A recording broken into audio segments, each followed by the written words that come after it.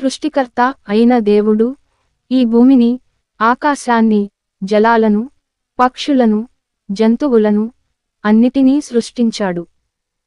చివరగా తన సృష్టిలో అత్యంత ముఖ్యమైన వాడిని సృష్టించాడు, ఆదాం.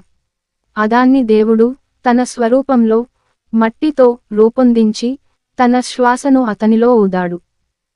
అలా ఆదాం జీవిలోకి మారాడు. జీవవృక్షం, ట్రీ ఆఫ్ లైఫ్.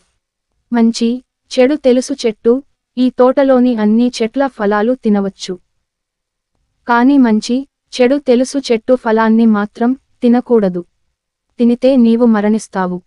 ఒకరోజు సైతాను పాము రూపంలో వచ్చి ఈవను మోసం చేశాడు.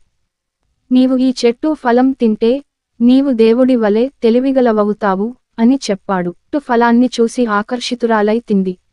ఆ తర్వాత ఆదానికి ఇచ్చింది. ఆదాం కూడా తిన్నాడు. వెంటనే వారిద్దరికీ తాము నగ్నంగా ఉన్నామని తెలిసింది. తడిపెట్టుకొని తాము దాచుకున్నారు. గాయపడిన హృదయం శాపం, తోట నుంచి వెలివేత. దేవుడు ఇది చూసి బాధపడిపోయాడు. వారు తన ఆజ్ఞ ఉల్లంఘించారు కాబట్టి. అవ్వ, ఈవా, హీ, నీవు ప్రసవంలో బాధపడుతావు. ఆదాం, హీ, నీకు జీవించడానికి శ్రమపడాలి, నీవు నేల పనులు చేయాలి.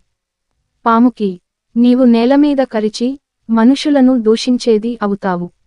ఆ తర్వాత దేవుడు వారిని ఏదెన్ తోట నుండి వెలిచేసినాడు.